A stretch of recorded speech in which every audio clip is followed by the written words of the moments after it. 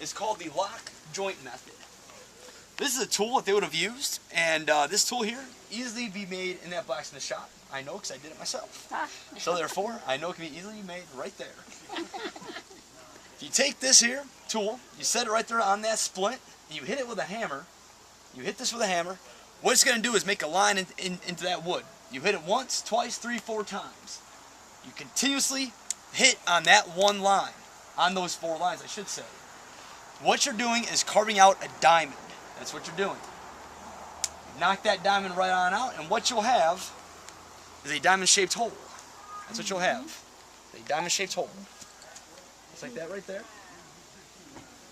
Diamond-shaped hole. On the other end of your splint, carve out an arrowhead. Carve out an arrowhead.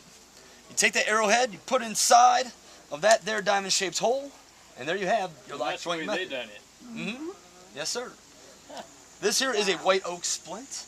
I do have another one here, which I did do properly. This one here is split on me. This one here I did do properly. And I do show this one, I do pass these around to show folks of what not to do. This one here is what you do. Now, do you do that when it's wet? Yes, ma'am. Well, you can. You can do it either wet or dry. I would prefer probably wet. The reason for that being is because in that way you can form and shape that rim or handle, however which way you would prefer to use it. I would think it'd be less likely to split if it was wet. You want to see this one? Yeah, I see what's split. Their method that they used is called the hoop time method.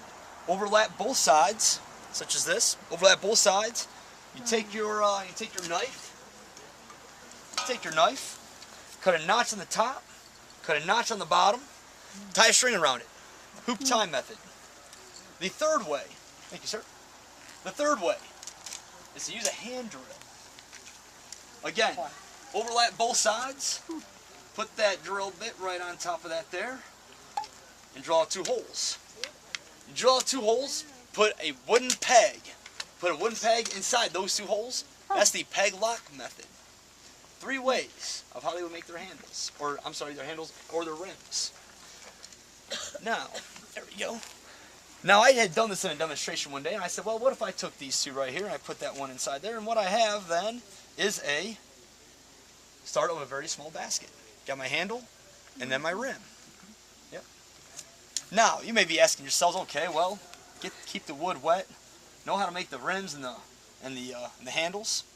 How do you get the material? How do you get that? Well, you may be asking yourself that. I was asking myself that. Thank you, sir. Thank you, sir.